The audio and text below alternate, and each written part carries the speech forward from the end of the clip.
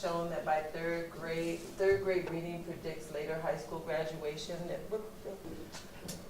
Students who are proficient in reading by grade 3 are 4 times less likely to graduate than proficient readers, and the gap is even more severe for students in poverty, according to a study to be released by the American Educational Research Association.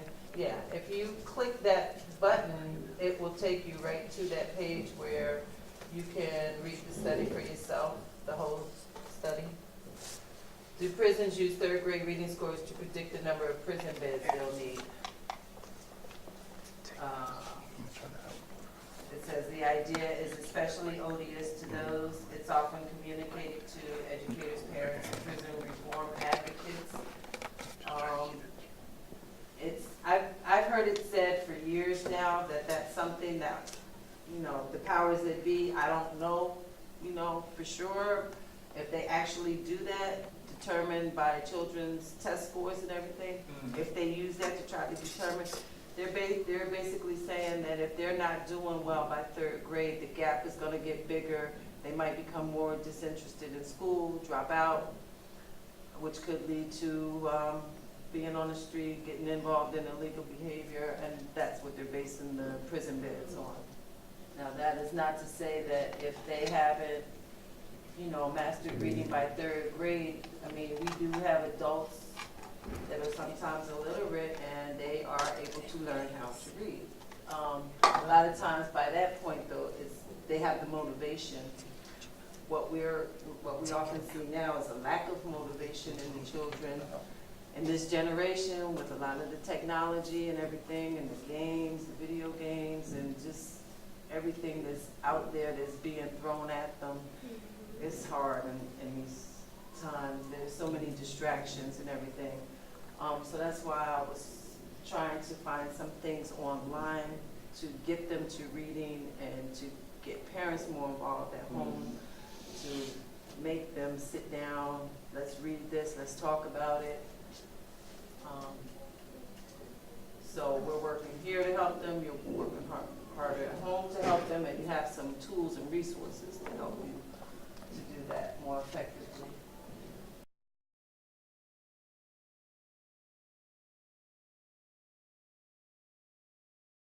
Reading list, if you click that link, this is right on the website. Okay, here we go. Children's Choices book reading list, and then you can just hit the link to download those lists. So anywhere you see these blue links, they can take you to other sites to give you more information. All right, so that was the International Literacy Association website. Under that, a guide to being an inquisitive learner, question stems. So these are questions that, okay. Yeah, hit that. So there's a little box up in the corner here. If you click that, then the whole. Now with that, do I have to sign up for that? No. No, these are all free links, right? Yes. Yeah. Mm-hmm. No, because I know it's saying to sign up for something. Oh, for that International Literacy Association? Right. You don't have to sign up for that. The book lists are going to be there. Okay. But you're not going to be able to download the book. You would have to go to the library. Or, like if you wanted to, they'll give you a preview of what the book is about. Oh, okay. But this is their list. And then you can, like I said, either go to the library or order it if you wanted to. But I will be showing you some other sites where you can actually read the books online. Okay. So these are just question stems that you could ask your children after they read a book. Let me blow that up. There's 4 levels. The red is level 1. That's like your more basic questions. And it goes all the way up to level 4, which are your more critical thinking questions that are really going to challenge them. I'm going to go over some questions that you can answer. So like level 1 would be things like who, what, where, when, why, those basic questions. Who, what, where, when, why, how. which of the following is, what are the rules to describing things, writing a list of keywords? Then your level 2 questions would be like, well, how would you classify this or categorize this? Or tell me how would you explain or show the relationship? And then you can fill in the blank based on whatever book that you happen to be reading. How would you compare and contrast? Like, how are things alike? How are they different? Give me an example of what, again, it depends on what you're reading about. What are the steps needed to? These questions are important because we find out a lot in class that a lot of kids just get the surface material, who are the characters, what's the plot of the story, but they want them to get a little deeper, comparing characters so they can talk about. Now, couldn't I print that out if I Yeah, wanted to? yep, you sure could. everything on there is free for you to download. Once you hit that thing to expand it, there'll be a little arrow in the top here, these 3 dots. Okay. All right, and it says download right here, and it'll go right on your phone or your computer. All right, and these are just good to have when you're reading with the kids. So here's level 3. What makes so-and-so or such and such a thing better than or superior to? This is getting more into your critiquing. Well, what did you think about that story? And what are your thoughts? What are your opinions? Especially when you're getting into like your nonfiction, which is your realistic text, but it could also be with fiction, which, do you understand the difference between fiction and nonfiction? So your fiction, even at this age, I still have to use the FF to help me remember. Fiction is fake, so like your drawings and your illustrations, and nonfiction would be anything that's real. And then investigate and draw a conclusion about how this impacts the world today, or how would you adapt something to create something that would be applicable to the real world. So it's just getting deeper and deeper and more critical thinking the higher you go in the levels. These are just more question stems again on those levels. Other ways of wording the questions. So for level 1, well, when did such and such happen? Or who was? These are your most basic level 1. How would you describe things? Then it goes from describing things to classifying things. What's the same? What's different about a book that I was reading yesterday? We were talking about like warm and cold-blooded. What are the, there were some plants that eat bugs. And one of the questions, comprehension questions I asked them was, there were 3 plants in the book that all ate bugs. How are these plants like other plants in the world? Well, they're all plants. One of the child that I tested said they all need dirt, they all need sun, they all need water. How are the 3 plants all alike? They all eat bugs. How are the plants different from other plants? They eat bugs and other plants don't. Like, just trying to get them to think more critically about the world around them and about what they're reading. Level 3, what conclusions can you draw? How would you adapt something to create something different? What is your interpretation of the text? What facts would you select to support your outlook on things? I'm trying to think. Another story that we had read yesterday was, the book was about dinosaurs, and the last question was, would you like to be a scientist that digs for dinosaur bones? Why or why not? And then explain that. Or if you had to go spend a day in the desert, when we read about the Sonoran Desert, what would you take with you and why? Things like that. And then creating experiments, writing research papers. So basically, we're trying to get them ready in that college mentality, because these are the same kind of questions that are going to be asked in college if they go. So why not start early, getting them into that, but on their level. But it's the same thing, just on their level, dealing with text that. That's basically the same. Again, more reading comprehension questions. You can pick and choose what appeals to you, or You know, I tried to, and this is gonna be something that's ongoing. As I find things, I'll be adding to it and updating it. There's some things in science, tips for families. Starfall is one of the websites that we have here at the school. Matter of fact, I believe there's a link on the MLK website that says Starfall that they can go to.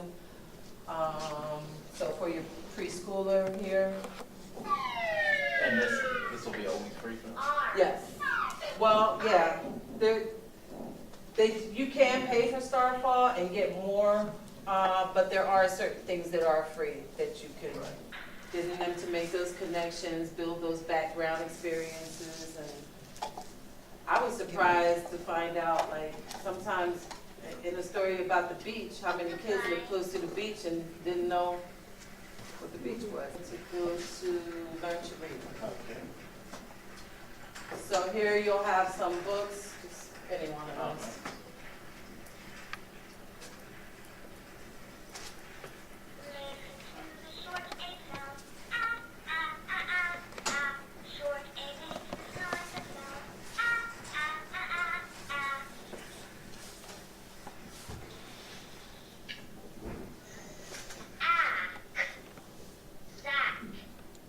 So it's breaking the words down into segments, phonemic awareness, for your baby.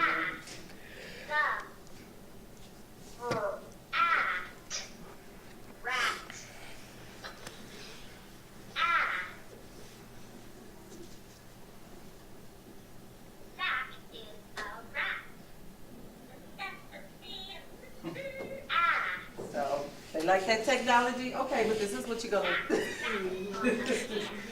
But they like this stuff. Yeah. The little animations and stuff. It's crazy. Yeah, we can go back to the reading. Okay. Read and write. Read and write on the road. These were just activities I found. Holidays are coming up. Maybe you'll be traveling. Different things that you can look at in advance to plan, like an ABC hunt as you're driving or on the bus or however, you know, you're getting around.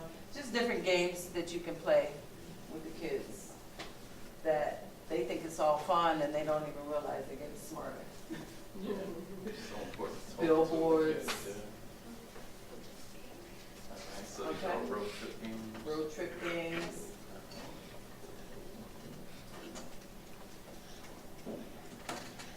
ABC Mouse is better.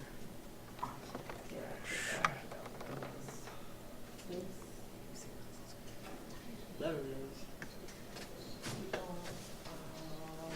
I'm trying to remember just things that to encourage them, praising them, setting examples, talk about your own successes and failures, maybe mistakes that you learned from, just giving them the incentive to stick to it, don't give up, don't, stick with it, persevere. That was it for that. These Because are- it had, these are cool. yeah, just different worksheets that you wouldn't need a printer to print them out, but Or they you are could, free. you can view it right on your Right. screen and do it within there. That's true. Are these full books? And they tell you down here for the age, for the grades that they're appropriate for.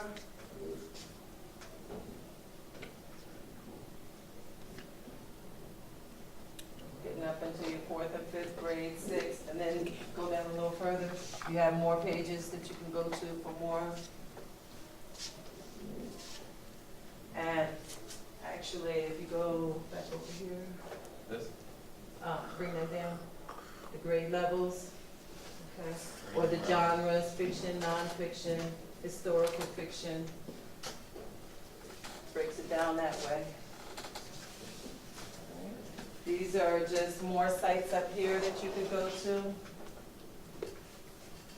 And I think you should be able to just touch it or click it on your, so I tried to break it down like basically K to 2, 3 to 5, grade 6 and up, and then even the Spanish. If we could try, let's do Reading Rockets. And now, I'm trying to think of the online books. Yeah, let's try that.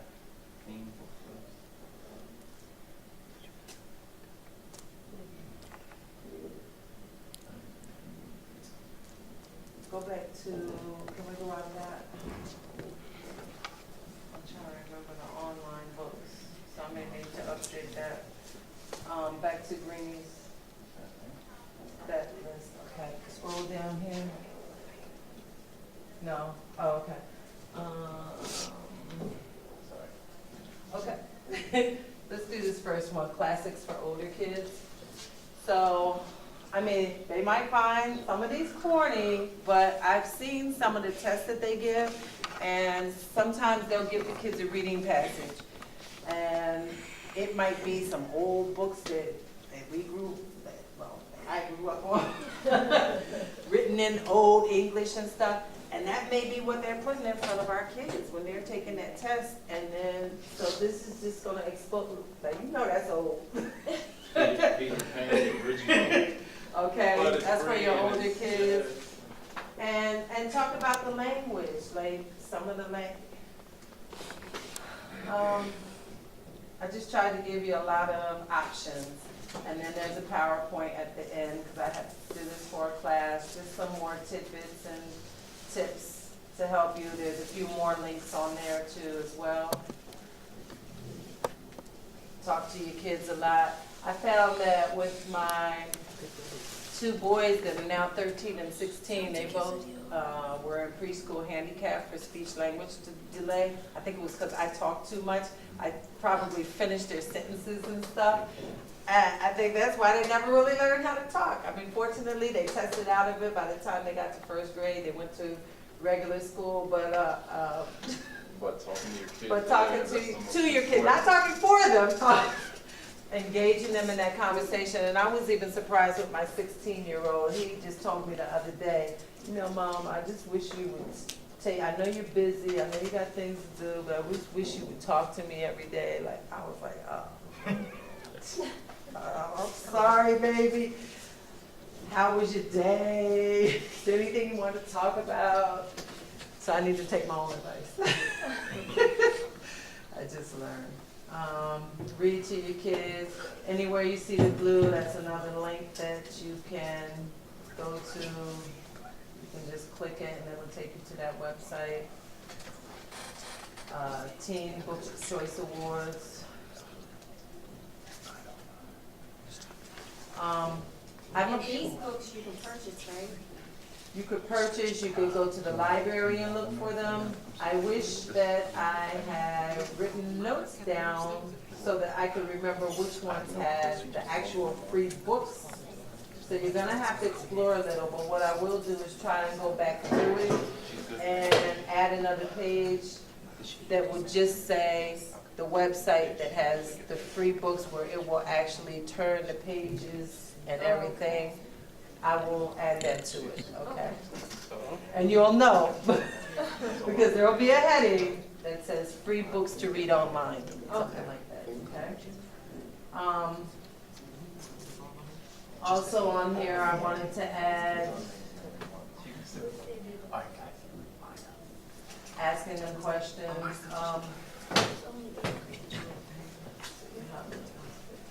These are some fluency rates that they suggest that kids should be able to read at by grade level. So by the end of first grade, they should be reading about 75 to 100 words per minute. That's one scale that you can use. This is another one scale. This one says by the end of first grade that they should be 111 words. And how do you figure it out? How many words they're reading per minute? Here's a formula right here to help you figure it out. Just take it with you. Different kind of questions that you can ask your child before reading the book, after reading the book. And then I have the same thing in Spanish. These are, again, like those 4 levels of knowledge. So,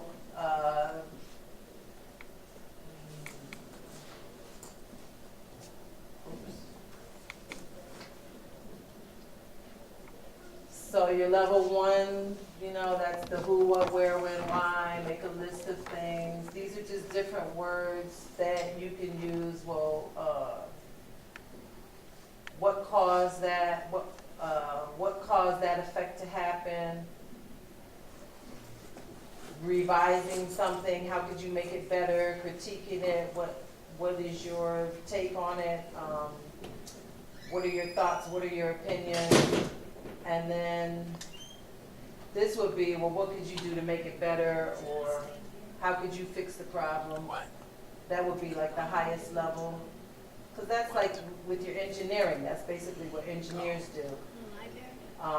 More activities that you could try at those 3 levels, 4 levels, for now. But this will be an ongoing work in progress. Okay.